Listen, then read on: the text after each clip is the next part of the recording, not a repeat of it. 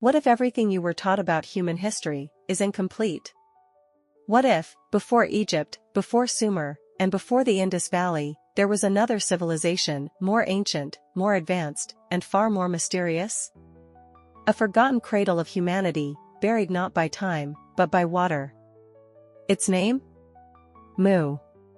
Not a fantasy. Not a myth. But a story that echoes across continents, encoded in the sacred traditions of Asia, Oceania, and the Americas. From sunken temples to sky gods carved in stone, Mu challenges the very foundation of history, and some believe it wasn't just human, but the result of a connection with beings from beyond this world. This is not about conspiracy. It's about curiosity. It's about symbols scattered across the earth, like breadcrumbs leading back to a truth too vast, and too ancient, to fit into a single book. It's about Moai statues whispering through time. Pyramids aligned to the stars. Lost tablets that speak of portals, gods, and the beginning of everything. So, the question isn't just, did Mu exist? The real question is, why are we remembering it now? What if everything you were taught about human history is incomplete? What if, before Egypt, before Sumer, and before the Indus Valley, there was another civilization, more ancient, more advanced, and far more mysterious? A forgotten cradle of humanity, buried not by time, but by water. Its name? Mu. Not a fantasy. Not a myth. But a story that echoes across continents, encoded in the sacred traditions of Asia, Oceania, and the Americas. From sunken temples to sky gods carved in stone, Mu challenges the very foundation of history, and some believe it wasn't just human, but the result of a connection with beings from beyond this world. This is not about conspiracy. It's about curiosity. It's about symbols scattered across the earth, like breadcrumbs leading back to a truth too vast, and too ancient, to fit into a single book. It's about Moai statues whispering through time. Pyramids aligned to the stars. Lost tablets that speak of portals, gods, and the beginning of everything. So, the question isn't just, did Mu exist? The real question is, why are we remembering it now? Now picture this, a civilization without a single king, a single capital, or a single empire, but rather, a constellation of city-states, each one pulsing with its own power, its own gods, its own agenda. The Maya didn't centralize power like the Romans or Egyptians. Instead, they created a political ecosystem. Dozens of cities, like Tikal, Copan, and Karakol, operated as sovereign worlds, sometimes allied, sometimes at war, but always bound by an intricate web of diplomacy, lineage, and cosmic duty. These cities weren't isolated outposts. They were cultural fortresses, linked by sacred roads called Sakbiab, by trade routes carrying obsidian, jade, and cacao, and by the marriage of royal bloodlines. Think of it as Game of Thrones meets astronomy, every alliance and betrayal written not just in blood, but in the stars. The rulers weren't mere administrators. They were cosmic stewards, chosen not just by heritage, but by omens, dreams, and celestial alignments. Some cities rose to dominance and cast long shadows over the others. Tikal and Kalakmul, in particular, waged a cold war for centuries, each building vast networks of vassal states to assert control over the southern lowlands. But their wars weren't chaotic, they were calculated, choreographed like rituals. Even defeat could be honorable, if it fit into the greater mythic narrative of order and rebirth. And yes, battles were bloody. But they were also deeply symbolic. Rivalries often gave birth to innovations. When one city developed a new calendrical system, others followed. When one sculpted monuments on a scale unseen, others matched or surpassed. This competitive creativity didn't fragment the Maya, it sharpened them. Each city-state became a mirror, reflecting and challenging the others to evolve. In a way, war and diplomacy were just two sides of the same cosmic coin. Religion was never separate from politics. Every ruler claimed divine ancestry, every temple was a seat of power, and every ritual was a declaration of legitimacy. Gods weren't distant beings, they were political allies. And the people? They didn't just live under a ruler, they participated in a cosmic drama, one where every eclipse, every drought, every festival, reaffirmed the city's place in the universe. This decentralized model, surprisingly, allowed the Maya to endure. When one city fell, another rose.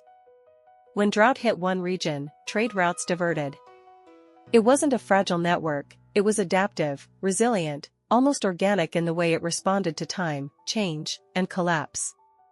There was no single point of failure. And that's a lesson even modern empires have yet to fully understand, because the real genius of the Maya wasn't just in how they ruled, but in how they endured.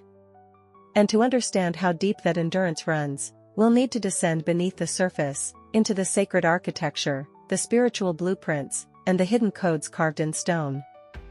Now step into a Mayan city. Feel the stone beneath your feet. The sun above your head. Nothing here was random. Every pyramid, every plaza, every stela was placed with surgical precision, not just to impress, but to align with the stars. To the Maya, architecture wasn't about walls or ceilings. It was about portals. Sacred geometry. The bridge between man, earth, and the cosmos. A temple was more than a building, it was a living diagram of the universe. The Great Pyramids, like those of Tikal or El Mirador, weren't just massive, they were mathematical, aligned with solstices and equinoxes, built to echo the rhythms of Venus, the Moon, and the Milky Way. These were not mere structures, they were timekeepers. Calendars carved in limestone. Each stairway, each terrace, symbolized a step closer to the divine. Climbing them wasn't just physical, it was spiritual ascension. Even the ball courts had deeper meanings. They weren't just places for sport. They were metaphors for life and death. For the eternal struggle between light and darkness. The court was a cosmic arena, and the players? Avatars reenacting celestial events. When the ball struck the ring, it wasn't just a point, it was a portal activating. A reminder that everything on earth mirrored the heavens above. The layout of cities followed sacred patterns. Central pyramids mirrored mountain peaks. Reservoirs were placed like sacred cenotes, symbolizing the underworld. And the Sakbiab, the white roads, connected not just one city to another, but one realm to another. Some believe these were physical reflections of invisible energy lines, portals of spiritual power still pulsing beneath the jungle floor. Many of these designs were based on a deep understanding of resonance, how sound, light, and energy interact with space. Clap your hands in front of the Temple of Kukulkan in Chichen Itza, and you'll hear the echo of a bird's chirp. Not by accident, but by design. The temple sings. And that song is thousands of years old. So ask yourself, how did they know this? How did they align massive temples with astronomical bodies without modern instruments? How did they encode science, myth, and spirit into stone with such harmony? Some say it was just genius. Others say it was guidance, perhaps from ancestors. Perhaps from beyond the stars. Because once you realize these temples weren't just buildings, but messages, you start to wonder, who were they really meant for? The stone doesn't lie. It remembers. And across the Mayan world, stone became the canvas for something far greater than decoration. Glyphs carved into stelae, temple walls, and altars weren't just language, they were code. A living archive of events, beliefs, and cosmic truths encrypted in symbols so complex, it took modern scholars decades to even begin to understand. But some researchers believe we've only scratched the surface. Each glyph was a universe in itself, combining history, math, astronomy, and spirituality in one elegant form. They told stories of kings and queens, yes, but also of star alignments, sacred portals, and beings that descended from the heavens. Some of these symbols repeat across different sites, almost like sacred markers, a signature, a frequency, or perhaps, a key. One that could unlock access to deeper knowledge hidden within the earth, or within ourselves. Even the numbers the Maya used carry layers of mystery. Their calendar wasn't just a way to mark time, it was a map of time. Cyclical, intricate, predictive. It anticipated eclipses, cosmic conjunctions, and energetic shifts long before modern science caught up. And the question remains, how did they calculate all this? With what tools? Or better yet, with whose help? There are those who suggest that certain codes in the stones aren't meant to be read, but felt. That the structures themselves were designed to emit frequencies that could influence consciousness. Resonant chambers. Geometric alignments. Sacred acoustics. And if that's true, then the temples of the Maya weren't just places of worship, they were machines. Consciousness technologies disguised as sanctuaries. Some glyphs show what appear to be beings wearing helmets, sitting inside vehicles surrounded by flames or clouds, much like the Vimanas described in Hindu texts or the flying beings of Sumerian lore. Coincidence? Or did the Maya, too, witness, or inherit, knowledge from what we would now call extraterrestrials? Portals of spiritual power weren't just poetic metaphors, they may have been literal thresholds between worlds. And still, much remains undeciphered. Thousands of glyphs await interpretation, countless ruins remain buried beneath jungle and soil. It's as if the Maya knew, their message wasn't meant only for their time. It was for a future where the eyes, ears, and hearts of humanity would finally be ready to hear it. So the next time you see an ancient stone with strange carvings, ask yourself, what if it's not just art? What if it's a message, waiting for you to remember? To the Maya, the sky wasn't just a backdrop. It was a script. A living map.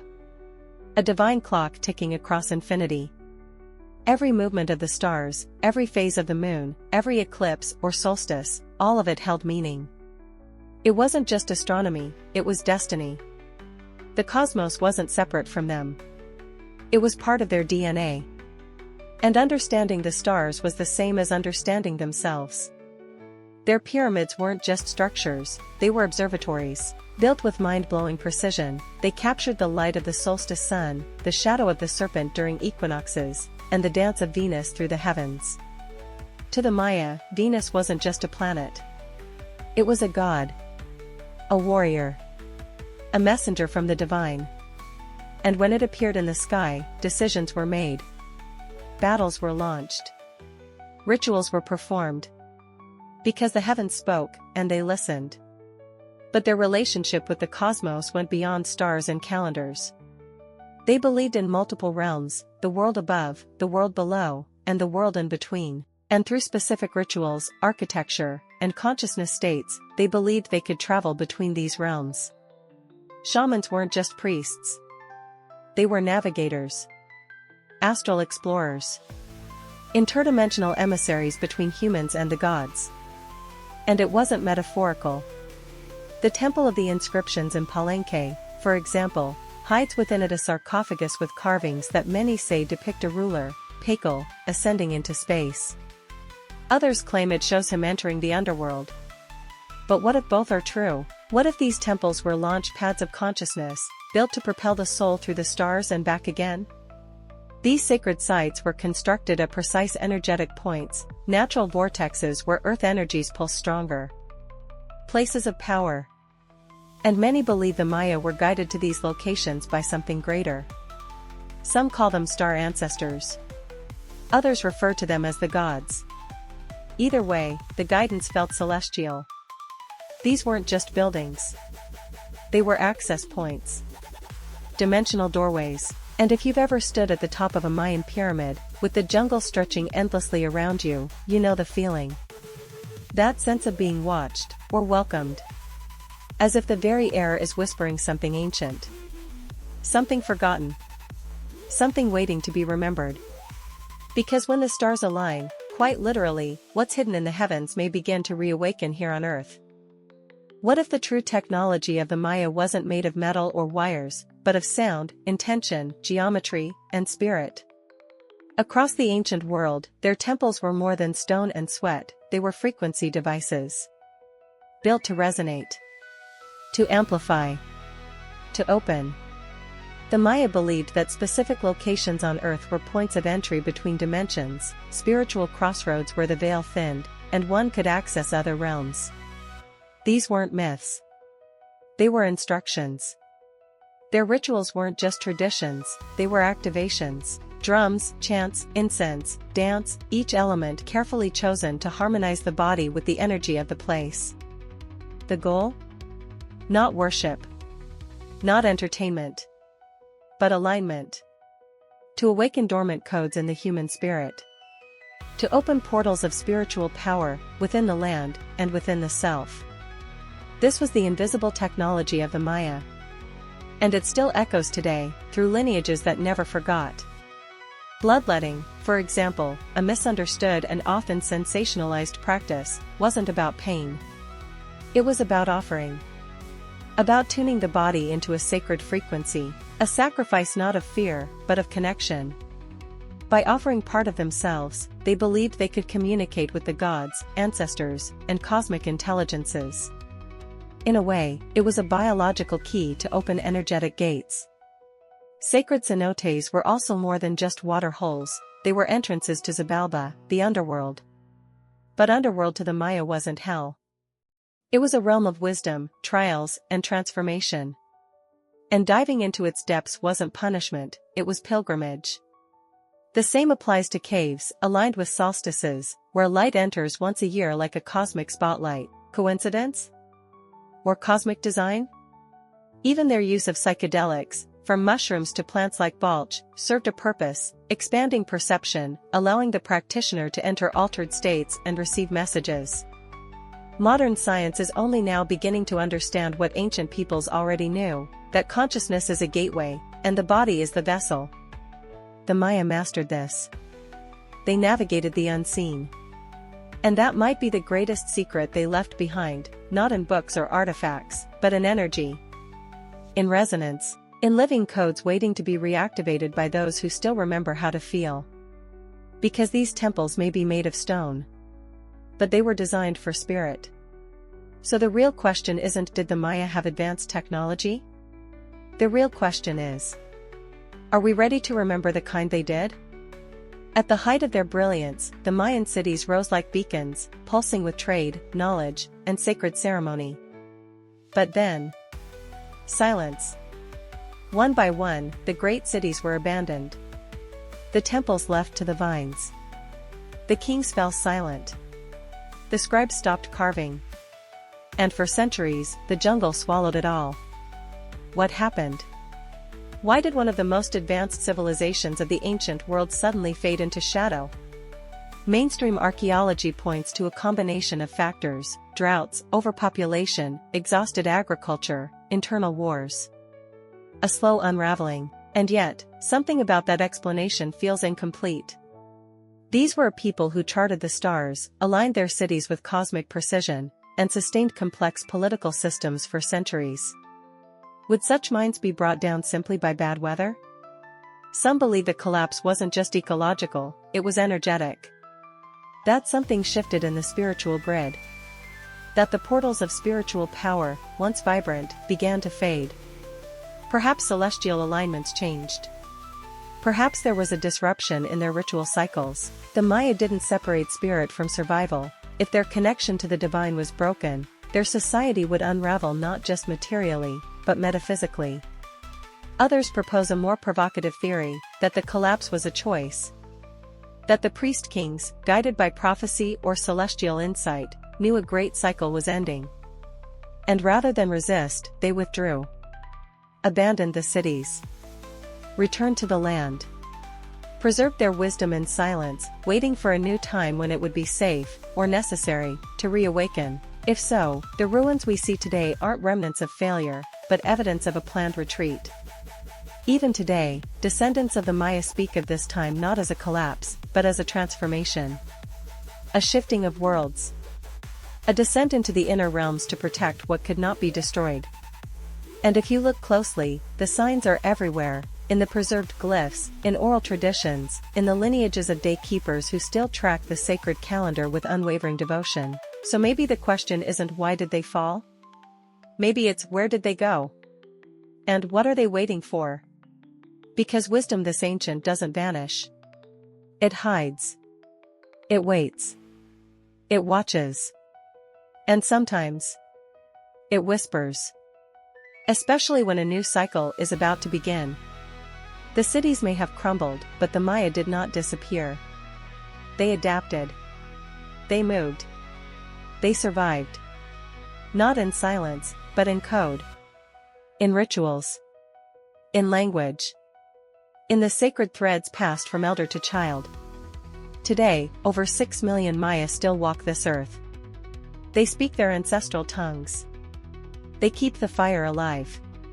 But unlike the towering pyramids, their survival is subtle, quiet, hidden in plain sight, and perhaps all the more powerful because of it.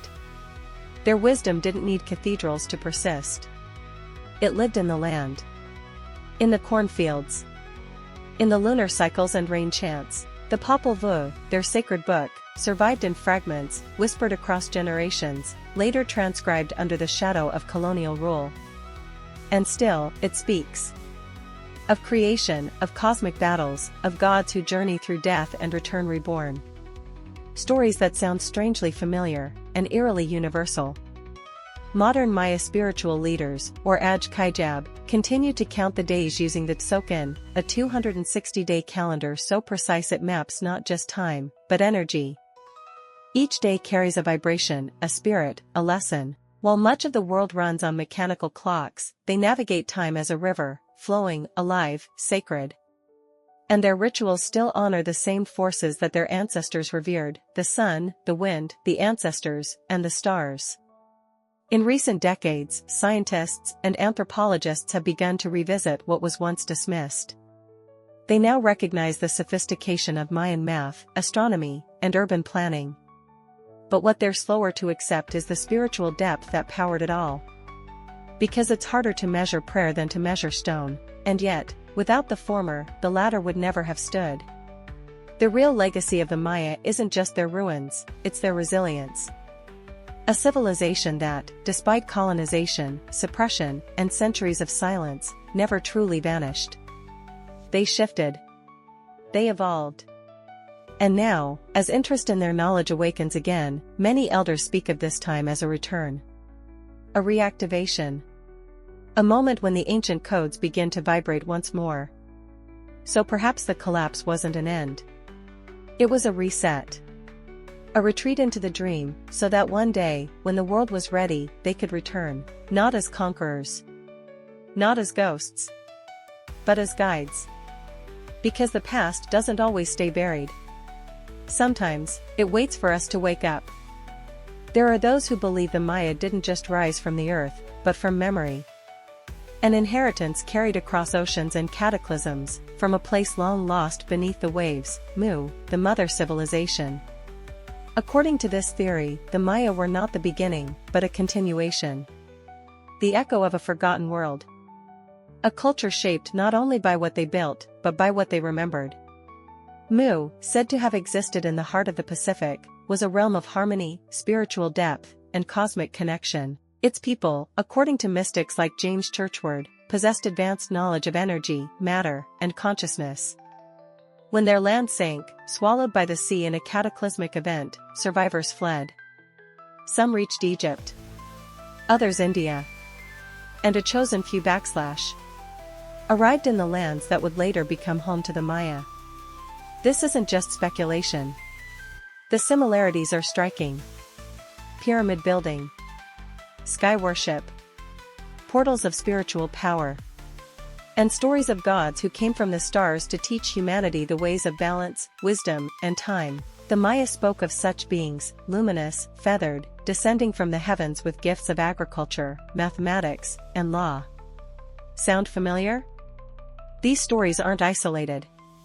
They mirror the tales of Quetzalcoatl, of Kukulkan, of the star ancestors found across Mesoamerica. They tell of a world before this one, a world that ended in fire and water, and whose children rose again to carry its memory forward. Not in grand empires, but in rituals, glyphs, alignments, and chants. Fragments of Mu, disguised as Mayan tradition. If true, this legacy would mean the Maya were not simply builders, but preservers. Guardians of a cosmic heritage too vast for any one city, any one era. They encoded it in architecture. In the 260-day calendar. In the way they shaped time, space, and spirit. And perhaps, in ways we've yet to decode. But even if Mu remains a myth, the lesson it leaves is clear, that knowledge is never truly lost. It transforms. It adapts. And sometimes, it waits. not beneath ruins, but within us. Because maybe the Maya didn't remember Mu by accident. Maybe they were chosen to keep its flame alive. What if Mu wasn't just an ancient land, but a bridge? A meeting point between Earth and the stars, a civilization born from both soil and starlight. Some researchers believe that Mu was not entirely human in origin. That its founders were guided, or perhaps created, by beings from beyond this world. And that legacy? It didn't sink. It was passed on through cultures like the Maya, who carried the codes of a hybrid knowledge. Look closely and the pattern becomes hard to ignore. The Maya built cities aligned with constellations, carved glyphs of sky beings, and told of gods who descended in fire and light. So did the Sumerians, the Hindus, the Dogon. Are these civilizations connected? Or are they remembering the same story from different angles? A story where humanity's evolution was catalyzed by contact, and Mu was the epicenter. Ancient astronaut theorists point to this moment as the intervention point. A period when beings, whether Anunnaki, star elders, or the sky serpents of Mesoamerica, shared knowledge of astronomy, agriculture, and sacred technology, not to dominate, but to awaken. And the Maya, with their deep reverence for cycles and stars, may have preserved that awakening better than anyone else. Even the famed Popol Vuh speaks of creators who shaped man from maize, guided by forces from above. Their creation wasn't random. It was deliberate, purposeful.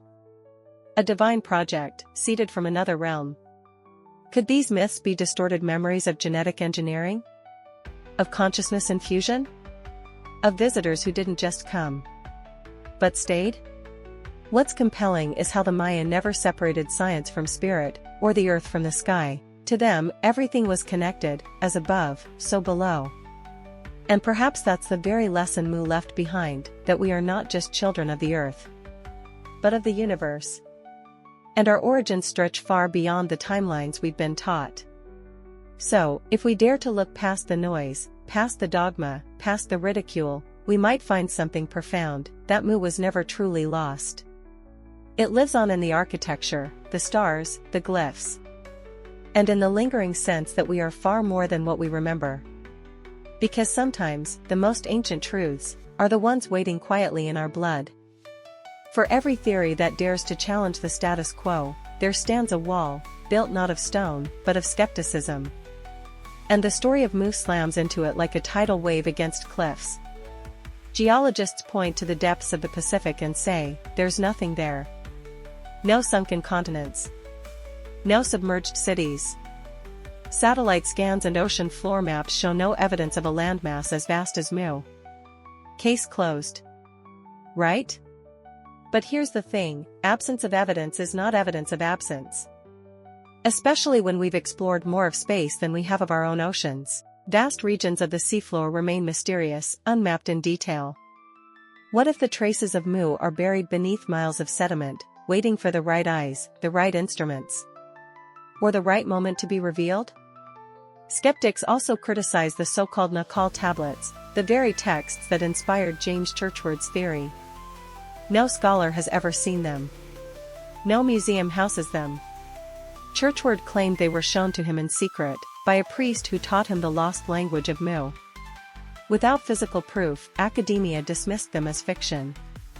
And yet, their descriptions eerily align with discoveries made decades later in Mesoamerica and Asia.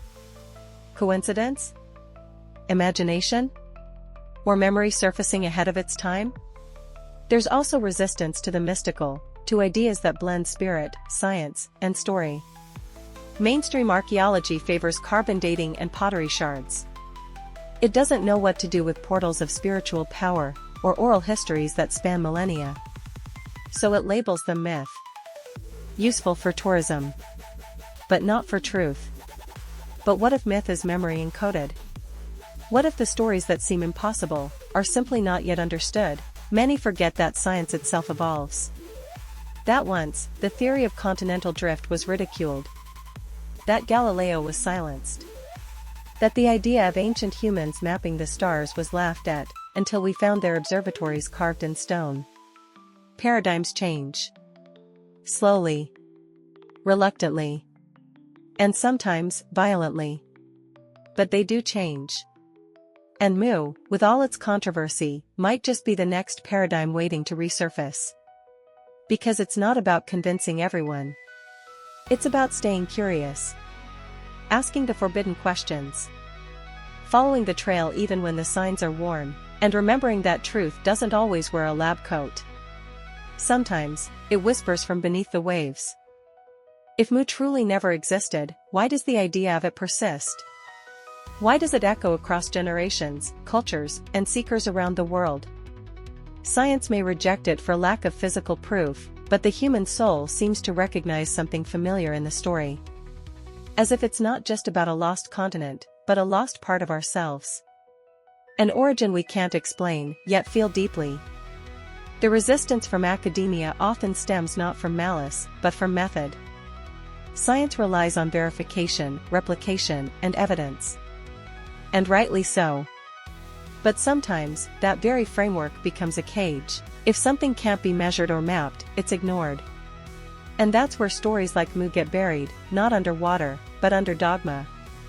Because the invisible, the intuitive, the symbolic, doesn't fit in the data sets. Still, the cracks are forming. Archaeologists are revisiting old ruins with new technology. Geneticists are uncovering migrations that defy previous timelines. And physicists now speak openly of multiple dimensions, vibrational fields, and the possibility of consciousness affecting reality. Ideas that once belonged to mystics now enter labs. Perhaps Mu wasn't wrong, perhaps it was just early.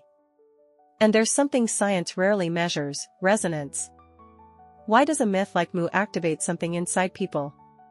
Why does it inspire dreams, visions, shifts in purpose? Maybe because truth isn't always about proof. Sometimes it's about alignment. When a story rings true, not in the brain, but in the bones, maybe that's its own kind of evidence. There's also the matter of fear. Because to accept Mu might mean rethinking everything, from human history to cosmic origin. That's uncomfortable. Paradigm shifting. And humans, even scientists, are creatures of habit. Better to laugh off the legend than open the floodgates. Because if Mu is real, what else might be? In the end, it's not about science versus myth. It's about having the courage to stand in between, where questions outweigh answers, and mystery is sacred. Because maybe the true task isn't to prove Mu to the world, but to remember why we're drawn to it in the first place. And that remembrance may just lead us to something even deeper, something real enough to change everything. Maybe Mu was never a single lost continent, but the sum of many forgotten lands. Real places, like Sundaland in Southeast Asia, that were swallowed by rising seas at the end of the last ice age. Sundaland wasn't fantasy. It existed. A vast expanse of land connecting modern-day Indonesia, Malaysia, and parts of the Philippines. Populated. Thriving. And then, gone. Lost beneath the ocean. Just like the stories say.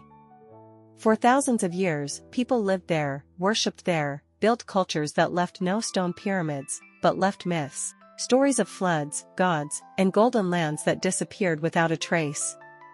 And across the world, similar tales emerge, from Atlantis in the west to Lemuria and Mu in the Pacific. What if they're all different names for the same trauma? A shared memory encoded in different tongues, passed through generations not as fact, but as feeling. Another example? Doggerland, a prehistoric landmass once connecting Britain to mainland Europe. It too was inhabited, forested, and eventually drowned by rising seas. And yet, we rarely hear about it in school. Why? Because it doesn't fit the grand narrative of linear, gradual progress. It reminds us that entire chapters of humanity can be washed away, forgotten unless remembered through story. And here's the key: maybe these stories aren't fabrications. Maybe they're symbolic records of real cataclysms.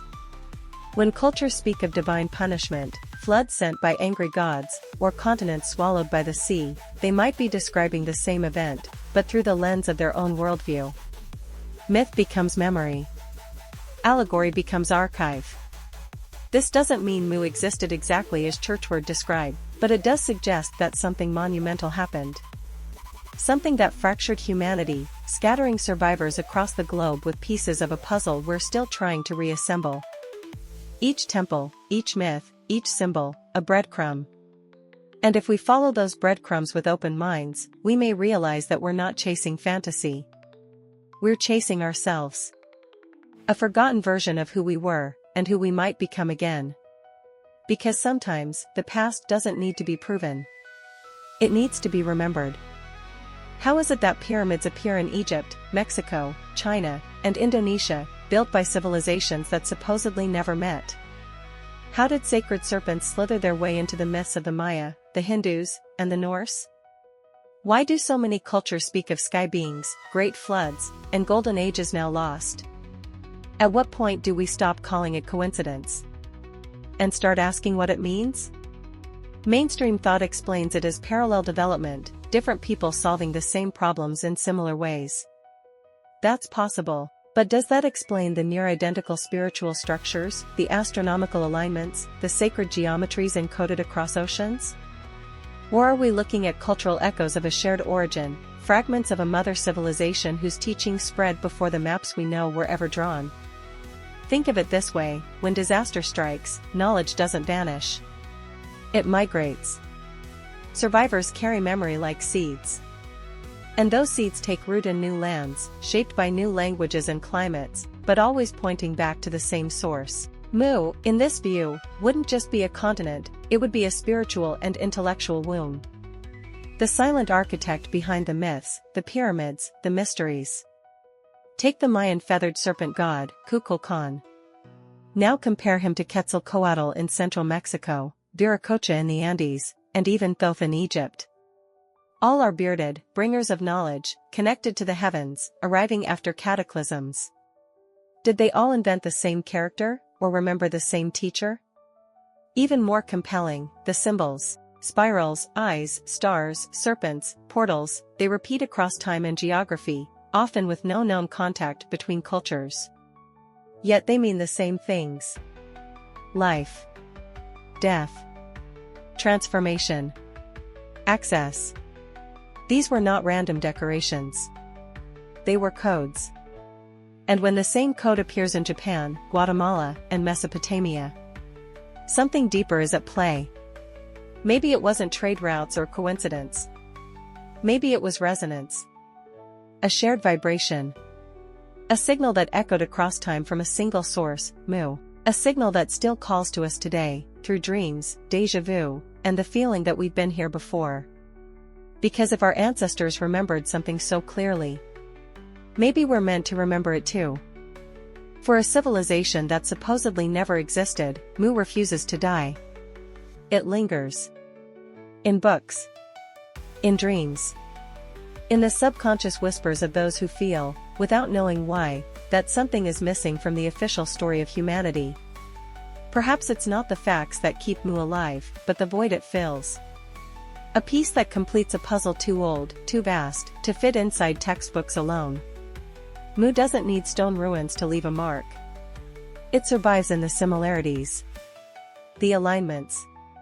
The myths that echo across oceans. The way civilizations long gone seem to point to the same stars, build the same temples, tell the same story of descent and return. It's as if they all remembered something we've forgotten. Something they tried to encode in stone before time swept it away. And maybe that's why Mu won't let go, because it's more than a place. It's a mirror. One that shows us what we once were, and what we might be again. A world where spirit and science weren't enemies. Where the stars were guides, not just objects. Where knowledge wasn't hoarded, but harmonized. Not fantasy. Not utopia, just a different blueprint. One we might still rediscover. Today, the legend fuels more than conspiracy theories. It inspires seekers. Architects. Artists. Scientists who dare to blend intuition with research. People who feel that history didn't start with writing, but with wisdom, ancient, invisible, and timeless. And when they hear the name Mu, something stirs. Not belief. Recognition. Because maybe Mu is not meant to be proven. Maybe it's meant to be remembered. Awakened.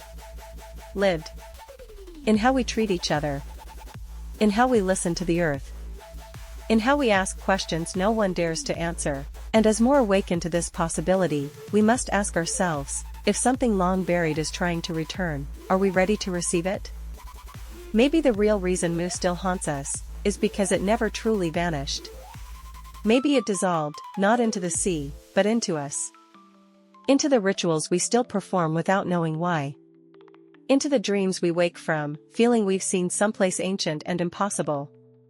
Into the way we look at the stars and sense that we're not just watching, we're remembering.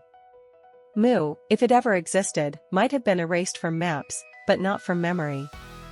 Its legacy flows through lineages of wisdom keepers, through architecture that defies time, and through a longing that modern life can't quite satisfy. It's not nostalgia. It's ancestral. And it calls not to our minds, but to something deeper. To our roots in the cosmos. To the part of us that knows, without proof, that we've been here before. We don't need sunken cities to validate that call. Because the true evidence lies in how the legend moves us. In how it stirs the soul to search, to question, to build again, but differently. In balance. With meaning. With reverence for mysteries still unfolding. That is the real legacy of Mu, not the structures it built, but the seekers it continues to awaken. So what will you do with that spark? Will you dismiss it as myth? Or follow it as a map, not to a lost land, but to a higher version of yourself? The one that remembers how to feel the stars. The one that honors the invisible. The one that knows the truth doesn't always come in numbers, but in resonance. Because sometimes, the most powerful civilizations don't leave ruins. They leave reminders. Symbols. Frequencies. Questions. And the only way to truly find them is to go within. Now tell me. After all this, do you really think human history is as simple as textbooks claim? Or is there something else, something deeper, that's been buried, waiting for minds like yours to rediscover it? Mu may remain unproven, but its echo stirs something real. A memory that doesn't live in museums, but in us. In the symbols we dream of. In the questions we keep asking. In the feeling that we came from somewhere greater, and that we're being called to return. Not to the past, but to our potential. So, what will you do with this spark? Close this video and forget, or let it crack something open?